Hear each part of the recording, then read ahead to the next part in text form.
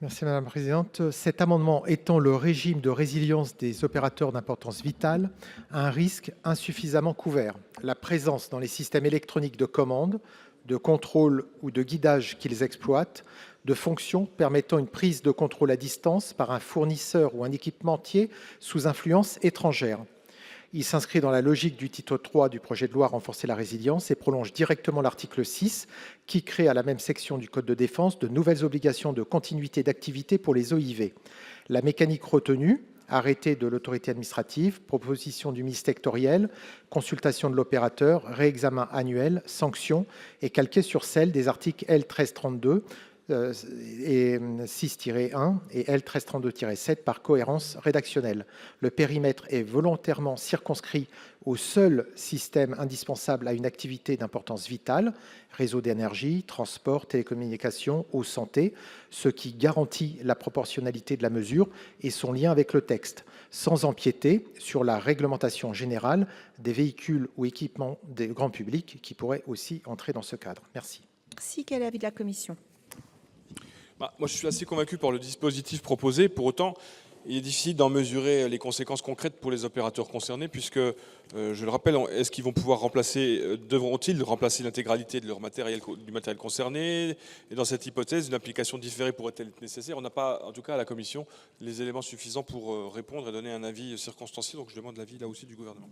Si, Madame la Ministre, quel est votre avis ? Oui, merci Madame la Présidente. Monsieur le sénateur, évidemment, on comprend parfaitement l'intention poursuivie par l'amendement, c'est le risque posé par la prise en compte à distance de systèmes nécessaires à l'activité d'opérateurs d'importance vitale par des puissances étrangères, et incontestablement, ça ne doit pas être minimisé. Je pense que nous partageons le constat. Pour autant, je vais être conduite à vous demander de retirer votre amendement et je vais vous expliquer pourquoi. D'abord, la politique publique de sécurité des activités d'importance vitale prend en compte le risque posé par les dépendances de certains opérateurs envers d'autres opérateurs économiques situés dans d'autres États. Parce que les directives nationales de sécurité permettent de prendre en compte cette problématique. Ce sera d'autant plus le cas une fois que le projet de loi résilience sera adopté, car il prévoit que les OIV sont tenus de réaliser, je cite, une analyse de leur dépendance à l'égard de tiers, y compris ceux situés en dehors du territoire national. En deuxième lieu, la logique imposée par la directive résilience des entités critiques est davantage celle d'une gestion des risques qui vise à l'adoption de mesures proportionnées aux risques constatés par l'opérateur et l'État que celle d'une interdiction pure et simple qui peut s'avérer excessive dans ses effets et problématiques pour les acteurs concernés. Troisièmement, votre amendement pourrait poser des difficultés au regard du droit européen, voire d'ailleurs constitutionnel, en posant une restriction, c'est ce qu'évoquait le Président, à la libre circulation des biens fondés sur des critères relativement flous. Je cite, « Qu'est-ce qu'un tiers susceptible d'être placé sous l'influence d'un État étranger ?» Quelle forme prendrait la certification prévue? Sa conventionnalité paraîtrait incertaine, ainsi que sa conformité aux principes de clarté et d'intelligibilité de la norme. Je finis, je vous rassure. Le gouvernement a néanmoins décidé de s'attaquer à la difficulté que vous évoquez en prévoyant dans le projet de loi résilience une disposition spécifique en matière de commande publique permettant aux OIV soumis à ce droit pour les biens nécessaires à la protection de leurs infrastructures critiques de mieux garantir leur accès à des solutions exemptes de toute ingérence. Voilà pourquoi je demande le retrait de cet amendement. Monsieur Cadic, que faites-vous ? Alors, je vais vous expliquer les deux raisons pour lesquelles je ne vais surtout pas retirer cet amendement. Le premier, c'est qu'aujourd'hui, nous avons chez nous, sur notre territoire, des équipements où des puissances étrangères ont la capacité de simplement les arrêter si demain on est en conflit avec eux. Donc en termes aujourd'hui d'énergie, il y a des endroits, ils auront leur énergie coupée du jour au lendemain. Donc vous avez le droit de dire ce que vous voulez. Moi, si demain on a un conflit et qu'on a nos systèmes d'énergie qui sont arrêtés parce que quelqu'un à distance en a la capacité, ce qui est le cas, alors on vous renverra à cette réponse. Donc voilà, c'est pourquoi je ne retirerai pas l'amendement, pour des raisons de sécurité. Chacun fait ce qu'il veut, mais quand ça arrivera, au moins, on s'en rappellera. Premièrement. Ensuite, deuxièmement, vous venez sur REC. Alors là, et vous parlez de la loi résilience. La directive REC, vous venez d'en parler.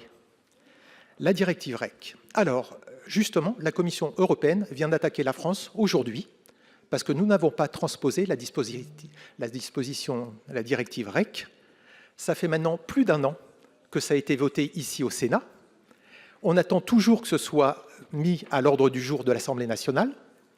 Ça n'est toujours pas le cas. Et donc, je trouve quand même un peu cocasse que vous veniez ici nous dire que tout est dans REC, alors que le gouvernement empêche que l'on vote la loi résilience à l'Assemblée nationale, et donc que l'on puisse réaliser ce que vous êtes en train de défendre. Donc voilà les deux raisons pour lesquelles je ne peux pas accepter de retirer cet amendement, et j'aimerais, de la part du gouvernement, savoir en quelle année on prévoit de faire la directive REC, justement, de la transposer dans notre droit, parce que ça fait plus d'1 an qu'on attend ça au Sénat. Merci. Merci, Monsieur Cadic. Alors, je vais mettre au... Monsieur le Président Perrin, je vous en prie. Moi, je comprends parfaitement la problématique que soulève Olivier Cadic, parce qu'on la travaille évidemment dans différentes structures. On en a parlé en DPR, on en a parlé dans différents sujets. C'est un sujet. Mais je pense que fondamentalement, si on doit réfléchir à ce sujet, je pense qu'il faudrait peut-être le faire autrement que par un amendement. Il me semble que peut-être faudrait-il lancer une étude un peu plus approfondie de cette question pour qu'on puisse le traiter moins rapidement. Je pense que les conséquences potentielles pour les entreprises qui fabriquent ce type de matériel peuvent potentiellement être compliquées. Donc avant de faire les choses hâtivement, si je puis me permettre, et éventuellement de créer des difficultés, je pense qu'il faut réfléchir, alors je n'ai pas la solution ici, mais à un moyen voilà, de chercher fondamentalement ce que ça peut engendrer comme conséquence. C'est une étude d'impact, alors on ne fait pas une étude d'impact pour un amendement, donc il faut le faire autrement. Mais sinon, voilà, donc je garde un avis défavorable pour les raisons que j'ai évoquées. Madame la Ministre. J'entends votre préoccupation sur la notion d'inscription, puisque c'est ça le sujet, puisque on le sait, c'est le projet résilience qui est censé transposer la directive. Ça fait partie des discussions qui sont portées aujourd'hui entre le gouvernement et les assemblées. Vous connaissez le sujet qui est celui du calendrier parlementaire, monsieur le sénateur. Donc j'entends et je ne manquerai pas de ressolliciter mon collègue en charge des relations avec le Parlement sur cette nécessité de transposition à travers l'inscription de ce texte. Merci, Madame la Ministre. Bien, je vais mettre aux voix l'amendement de Monsieur Cadic avec 2 avis défavorables. Qui est pour? Qui est contre? Qui s'abstient? Il n'est pas adopté. Je mets